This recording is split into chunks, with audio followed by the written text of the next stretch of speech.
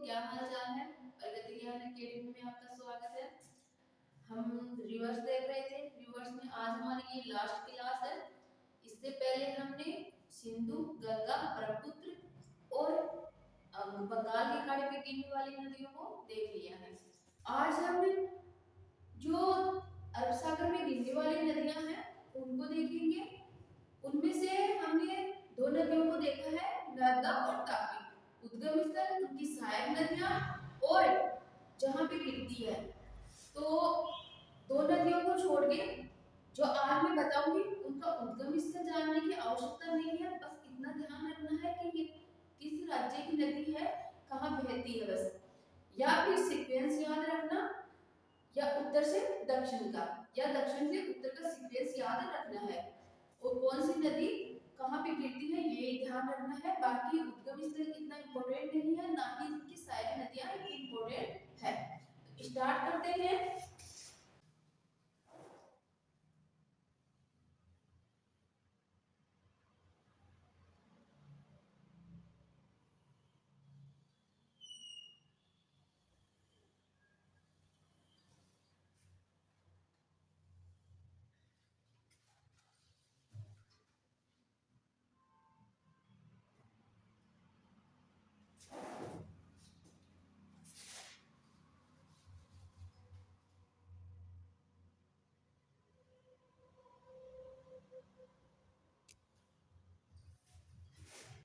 यह है कच्छ का रण,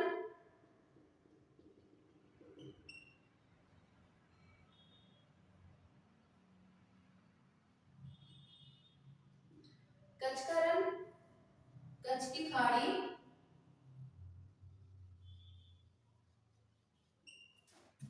और खंबात की खाड़ी।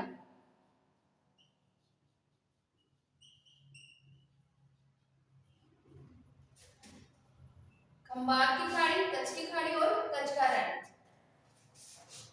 भारत में तीन प्रकार की नदियां हैं।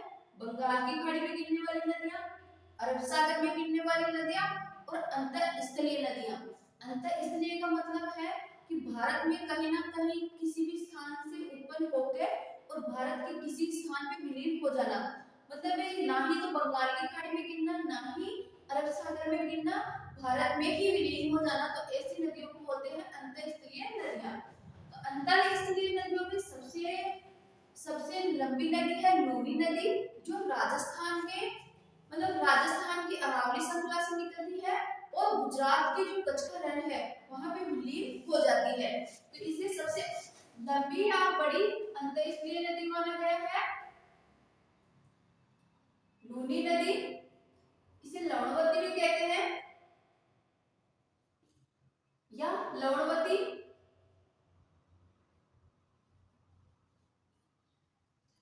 लवणवती। इसका जल बालोतरा बाड़मेर के बाद में खारा हो जाता है, इसलिए इसे लवणवती भी कहा जाता है। नाग पहाड़ियों से निकल रही है अरावली की नाग पहाड़ियों से, अजमेर में नाग पहाड़ियों और अरावली श्रृंखला से इसका उद्गम स्थल है। और यह राजस्थान से गुजरात में कच्छ के रण में जाके अपना जल गिराती है या कच्छ के रण में विलीन हो जाती है। इसकी कुछ सहायक नदियां हैं जोजड़ी, मीठी, मीठड़ी, सूगड़ी, बाटी, साकी, साबी और जवाई। ये इसकी सहायक नदियां हैं। राजस्थान वालों के लिए इम्पोर्टेंट है, बाकी इतना इम्पोर्टेंट नहीं है। उसके बाद में आता है साबरमती।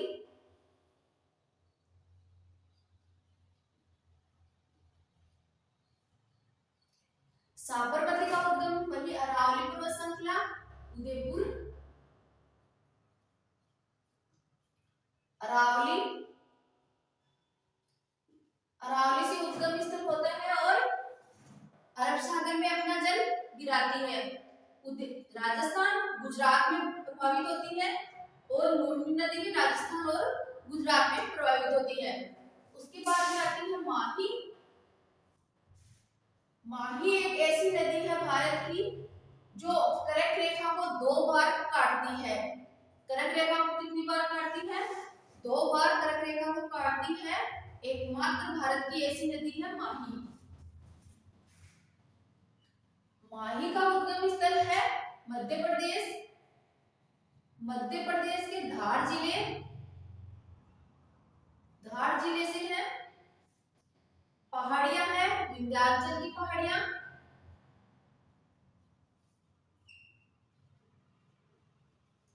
विंध्याचल पहाड़ियां मध्य प्रदेश के धार जिले से। कौन सी पहाड़ियां हैं? विंध्याचल की पहाड़ियों से। इसकी दो सहायक नदियां हैं जो इंपोर्टेंट भी है, सोम और जाखम। सोम और जाखम। माही नदी यू टर्न क्वेश्चन बनता है कि ऐसी कौन सी नदी है जो यू टर्न लेती है? माही। कर्क रेखा को दो बार काटने वाली माही। माही नदी 3 राज्यों में प्रभावित होती है, मध्य प्रदेश, राजस्थान और गुजरात। उसके बाद में आती है नर्मदा।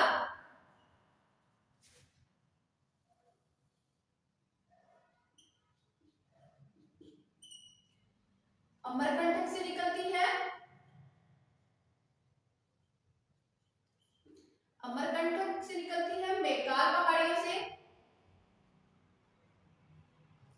मेकाल पहाड़ियां किसकी कौन सी समानांतर श्रेणी का हिस्सा है?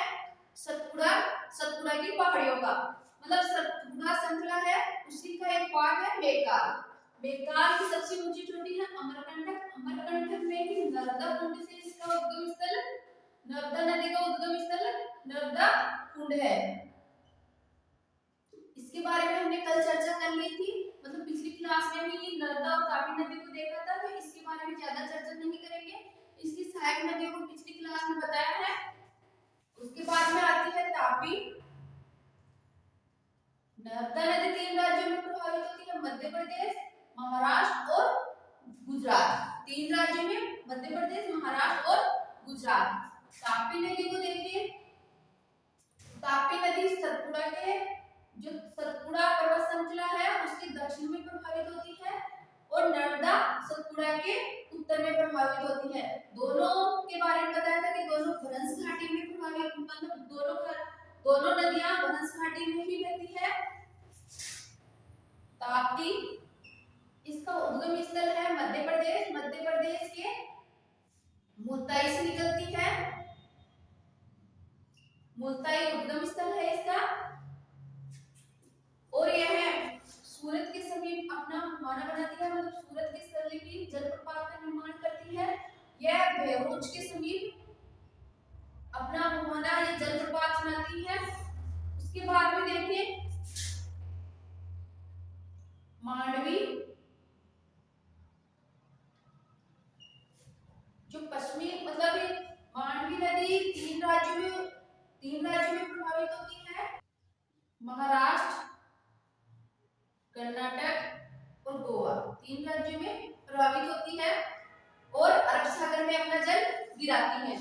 ये तीनों नदियां माही, साबरमती, नर्मदा और तापी, चारों नदियां खंबात की खाड़ी में जल गिराती है। मांडवी अरब सागर में जल गिराती है। उसके बाद में आती है जुआरी। जुआरी गोवा में प्रभावित होती है।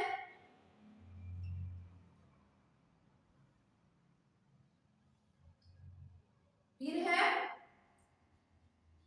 गंगा वैली। ये पश्चिमी घाट की छोटी छोटी नदियां हैं, मतलब ये प्रायद्वीप में भारत की अरब सागर में गिरने वाली छोटी छोटी नदियां हैं जिनको याद रखना जरूरी है। गंगा वैली और शरावती, ये दोनों नदियां कर्नाटक में प्रभावित होती हैं। कर्नाटक में प्रभावित होती है। फिर आते हैं केरल में। केरल में 4 नदियों को याद रखना। सबसे पहले है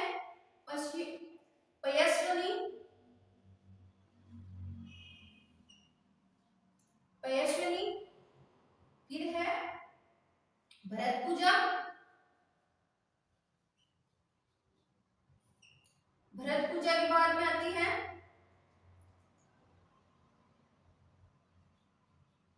पेरियार, और लास्ट में है पेम्बा। ये केरल की 4 नदियां हैं, पैस्वनी, भरतपुजा, पेरियार और पेब्बा। तो इस प्रकार से ये अरब सागर में गिरने वाली नदियां उत्तर से दक्षिण में लूनी, साबरमती, माही, नर्मदा, तापी, मांडवी, ज्वारी, गंगावेली, शरावती। शरावती सबसे शुद्ध नदी है, शुद्धतम नदियों में शरावती का नाम आता है। पैस्वनी, भरतपुजा, पेरियार और पेम्बा। इस प्रकार से अरब सागर में गिरने वाली नदियां कंप्लीट। आज हमारा जो नदियों वाला सेशन है वो कंप्लीट हो गया है। कल या तो हम जलवायु मतलब मौसम मानसून को देख लेंगे या फिर मृदा को देख लेंगे, दोनों में से एक टॉपिक ले लेंगे। मैं इसका एक बार फिर से रिवाइज करवा देती हूँ ताकि आपको अच्छी तरह याद हो जाए।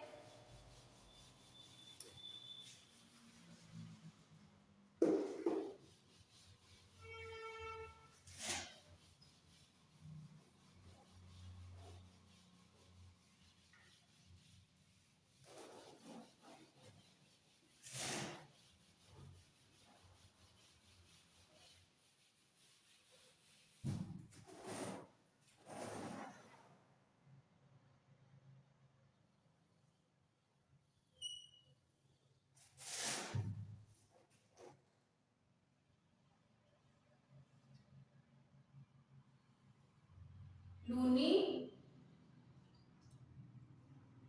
लूनी नदी अजमेर से निकलती है। अजमेर में अरावली संग लगी नाग पहाड़ियों से निकलती है और कच्छ के रण में अपना जल गिराती है। साबरमती,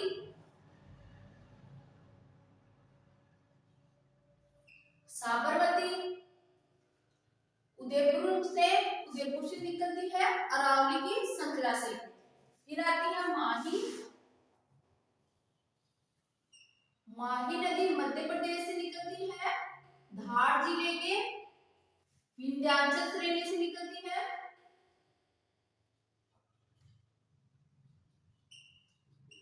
धार जिला विंध्याचल श्रेणी से निकलती है। इसकी दो सहायक नदियां हैं, सोम और जाखम। सोम और जाखम यह भी खंबात की खाड़ी में अपना जल गिराती है। माही नदी की विशेषताएं हैं, न्यूट्रल नदी है, कर्क रेखा को 2 बार काटती है और 3 राज्यों में प्रवाहित होती है, मध्य प्रदेश, राजस्थान और गुजरात। उसके बाद में आती है नर्मदा।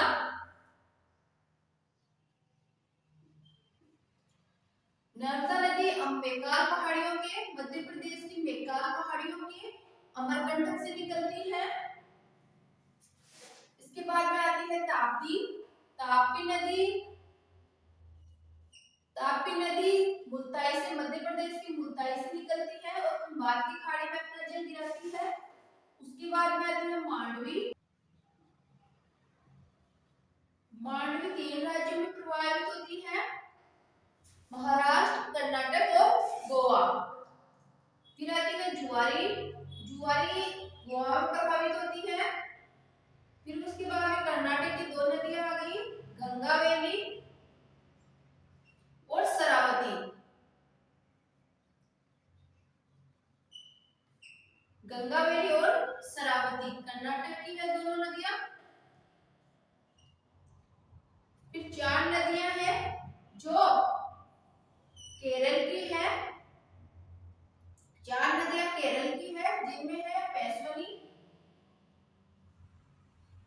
पैस्वनी, भरतपुजा,